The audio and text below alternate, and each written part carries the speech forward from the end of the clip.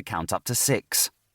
Not much for ravens to worry about then, except that Alex also mastered the concept of none or 0, an idea that humanity had not seriously investigated until the 3rd or 2nd century BCE. Fish count too.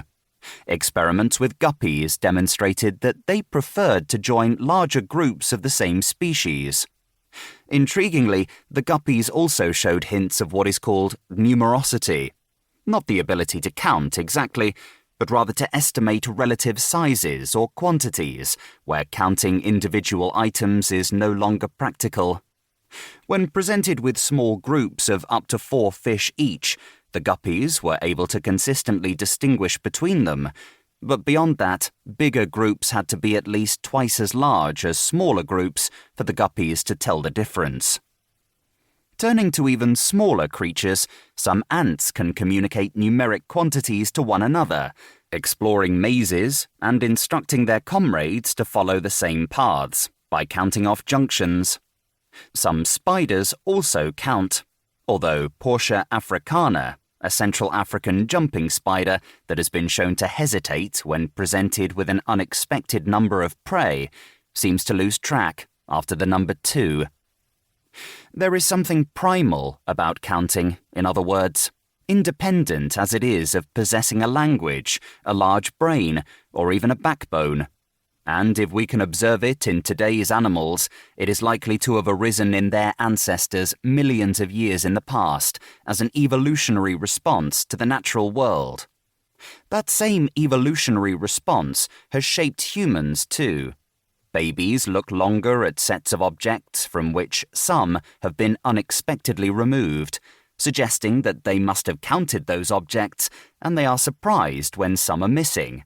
If, and forgive the reach, the pocket is a natural consequence of gravity, counting might be said to be a natural consequence of being alive. To live is to count, and to count is to calculate. Of course, human beings are nothing if not contrary. Endowed with a preternatural facility for calculation in both our conscious and subconscious minds, we have nevertheless spent most of recorded history trying to raise ourselves above this most fundamental part of the human condition. Why count? We asked ourselves for millennium after millennium when a machine could do it for us. Increment by increment, we arrived at an answer. There exist pockets. There exists counting. For a brief halcyon moment at the tail end of the 20th century, we put one into the other, and everyone took notice. 1. The hand. Figuring out when humans began to count systematically, with purpose, is not easy. Our first real clues are a handful of curious carved bones, dating from the final few millennia of the 3 million year expanse of the Old Stone Age, or Paleolithic era. Those bones are humanity's first pocket calculators. For the prehistoric humans who carved them, they were mathematical notebooks and counting aids rolled into one.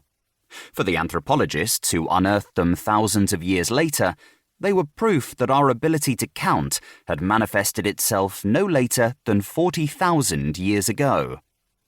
In 1973, while excavating a cave in the Lubombo Mountains near South Africa's border with Swaziland, Peter Beaumont found a small broken bone with 29 notches carved across it.